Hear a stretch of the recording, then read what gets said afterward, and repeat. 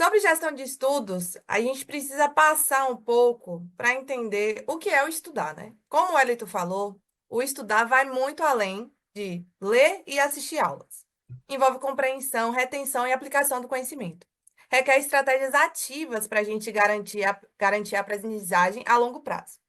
E estudar para concurso tem exatamente esse detalhe, que é a retenção e aplicação do conhecimento. Como se a gente estuda sem a previsão certa de quando aquele estudo vai ser aplicado, não é como a gente faz na escola, não é como a gente faz na faculdade, que a prova está marcada para a semana que vem e o que eu estudar hoje tem data para ser utilizado. Para concurso, não. A gente estuda meio que cego. Então, o que é necessário fazer? É necessário fazer um planejamento de estudo que faça sempre a manutenção daquela informação no nosso cérebro. E diante disso, os principais desafios nos estudos para concursos para além dessa manutenção e de se não ter um planejamento certo de quando vai fazer a prova, quando a gente estuda em pré-edital, que é uma grande vantagem, mas a gente não tem a data certa, a gente tem um grande volume de conteúdo para dar conta. A manutenção da disciplina e regularidade. E a sensação de que a gente está estagnado. Muito pela estagnação da divulgação do edital, a gente tem a sensação de que está estagnado com os nossos próprios estudos. Então, gerenciar o tempo que a gente faz e o nosso equilíbrio emocional com os estudos é o ponto principal para a aplicação de toda a teoria de que a gente está estudando. Então, por isso que eu falei, técnicas de estudos não está separada de gestão de estudos. Então, dentro do planejamento de organização, como o Elito já havia falado, a criação de um plano de estudos realista com a sua rotina, eu acho que é um dos principais desafios de conscientização de que a, a jornada de estudo é individual. É também o principal ponto onde a gente aprende que não existe receita mágica, que não existe um cronograma pronto com um colega que usou, eu vou pegar o cronograma dele e usar para mim. Porque esse colega, ele pode ser ótimo em estudar pela manhã e trabalhar de turno à noite, e eu posso ser maravilhosamente e passar o dia todo trabalhando e acordar 4 horas da manhã para estudar. Porque isso é uma realidade, uma forma como eu entendo que eu estudo melhor.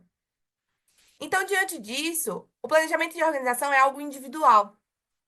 Então, se conhecer ao longo do processo de estudo é uma principal estratégia para você conseguir se desenvolver de maneira rápida no processo de estudo.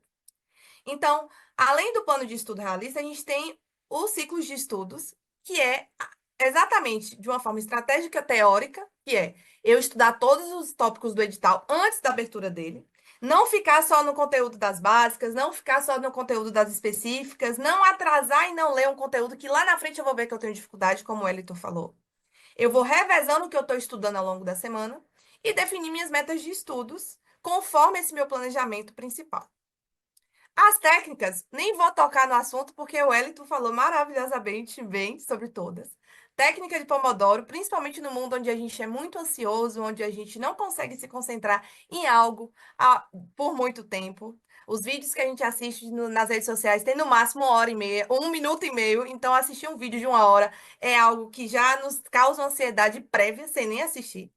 Mas a técnica Pomodoro, ela ajuda um pouco nisso. Mas aí a gente entra na revisão ativa.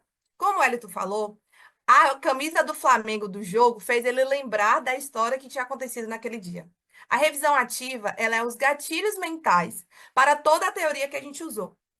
E aí, nisso, como que se a gente faz a revisão ativa? A gente pode fazer a recuperação ativa estudando o assunto, revisando o assunto, ou pegando alguma informação que a gente produziu. E aí, mais uma vez, vem. Fazer revisão ativa lendo resumos que outras pessoas confeccionaram sobre o assunto não é revisão ativa. Não funciona como gatilho para o que você aprendeu. Então, muitas vezes o pessoal, vou comprar os resumos de tal pessoa.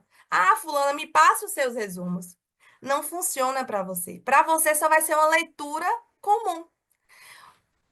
O objetivo da produção de resumo e mapas mentais é você consolidar na sua cabeça as lembranças que você tem daquele assunto em algo de fácil aproximação ou de fácil leitura no momento da revisão. Então, como é que acontece?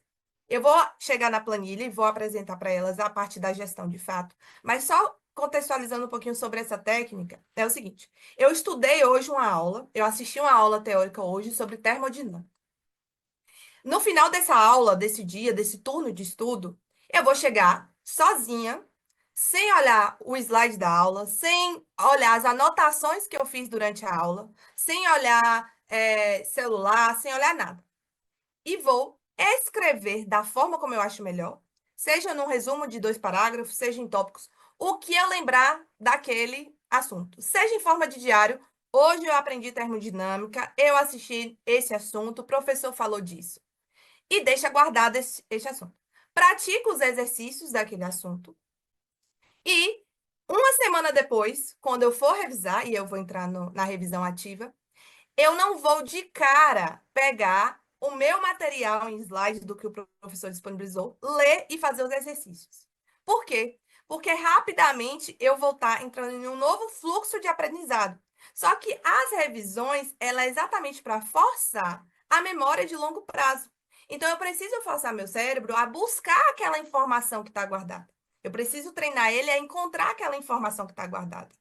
Porque na hora da prova, eu não vou ter o slide meia hora antes para consultar e fazer o exercício. Eu preciso que tudo esteja acumulado na minha memória, na minha cabeça, para que eu consiga desenvolver aquilo sozinho.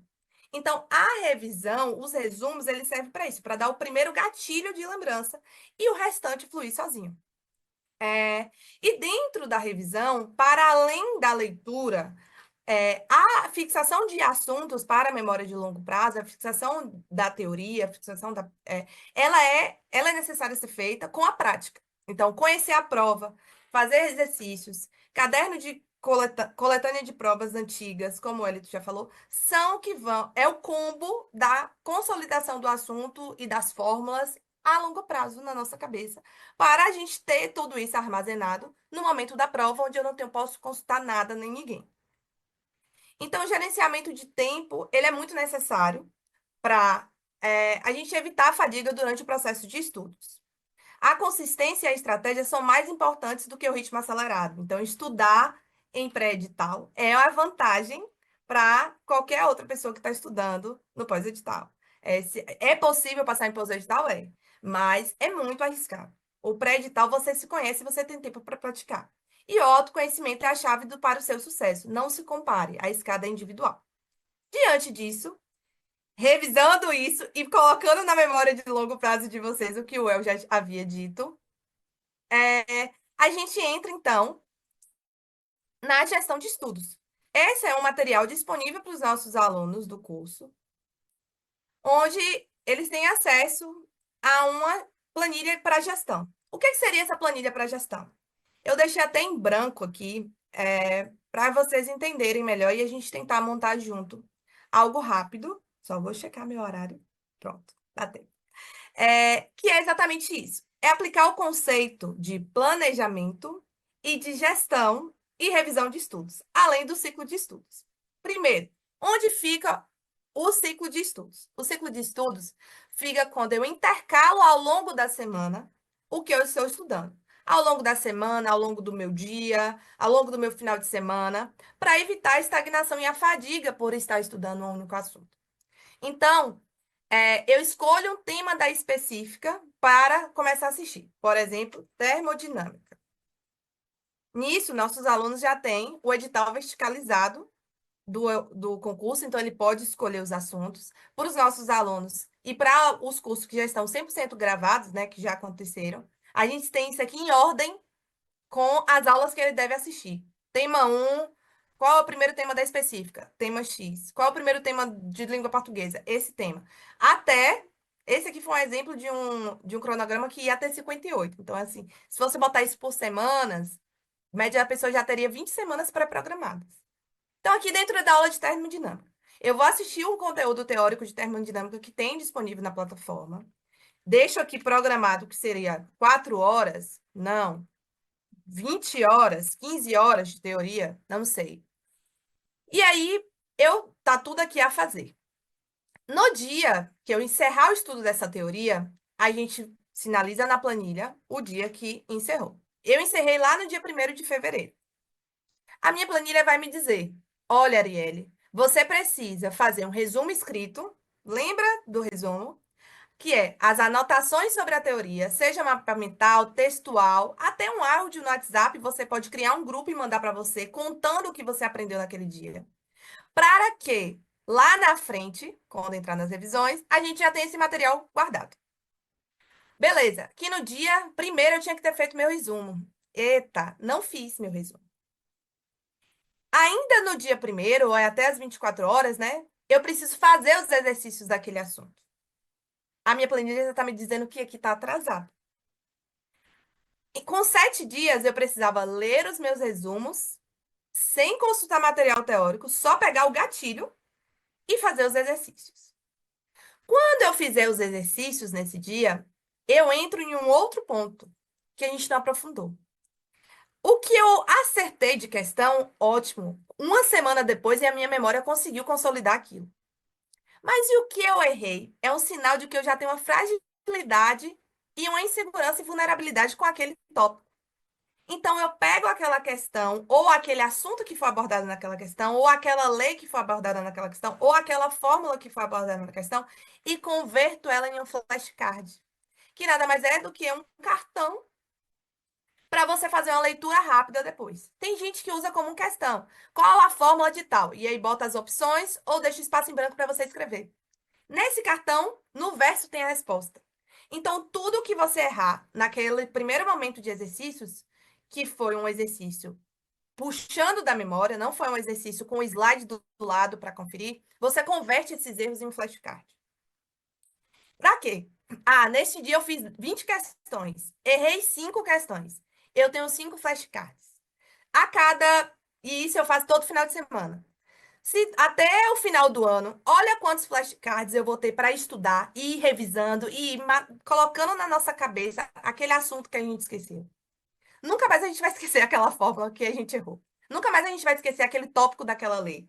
Porque tá tudo ali na nossa cabeça o tempo todo, sendo bombardeado para ser lembrado. Depois, com mais 15 dias, a segunda revisão. Aqui no cronograma, percebe-se que essa aula de termodinâmica que eu supus que eu assisti no dia primeiro de fevereiro, ela teria que ter tido a primeira revisão no dia 8, a segunda revisão no dia 16. Ainda estou no jogo, ainda está no prazo.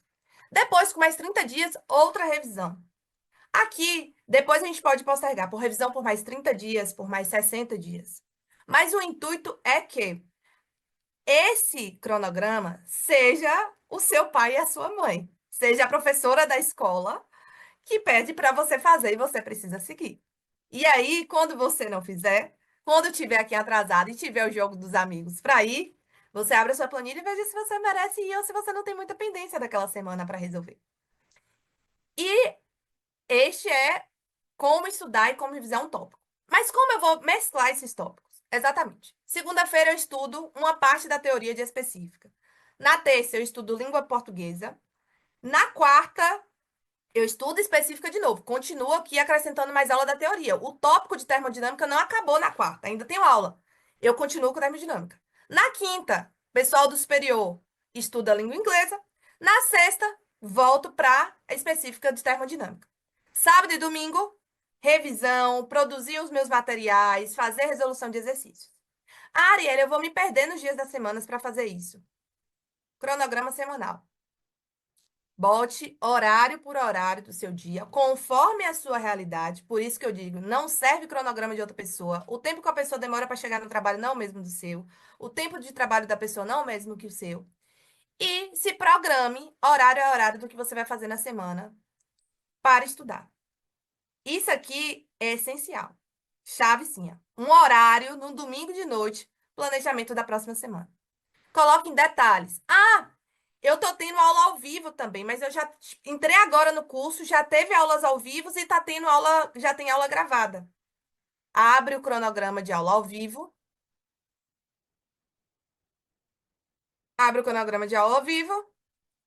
Veja o que que tem na semana para estudar. Pronto. Dia 13, quinta-feira, hoje tinha aula de Marco Aurélio. Eu vou pegar o assunto. Marco Aurélio vai dar aula de quê? Equações diferenciais ordinárias. Lá no domingo eu vou ter visto isso. E vou chegar aqui na quinta-feira e botar aula de Marco Aurélio. E aí pode colocar aula ao vivo, como vocês quiserem. Deixa na cozinha azul, ajusta a formatação para ficar tudo igual. Pronto. Aula de Marco Aurélio. E aqui, aulas gravadas. Você vai colocando. No final de semana, já deixa agendado a revisão da específica. Aqui eu botei genérico, porque era um exemplo de preenchimento, mas você pode botar revisão termodinâmica, que foi o assunto que você estudou. E por aí vai. Então, esse tipo de. Aqui a gente torna real o processo de estudo. A gente vai vendo o que está sendo estudando. Na gestão, você vai vendo o edital sendo preenchido, os tópicos sendo estudados. E dessa forma, tudo vai encaminhando e vai conseguindo memorizar, matar o edital para quando a prova chegar. E não mais. É isso. Não tem muito mistério. É, de fato, disciplina e autocobrança.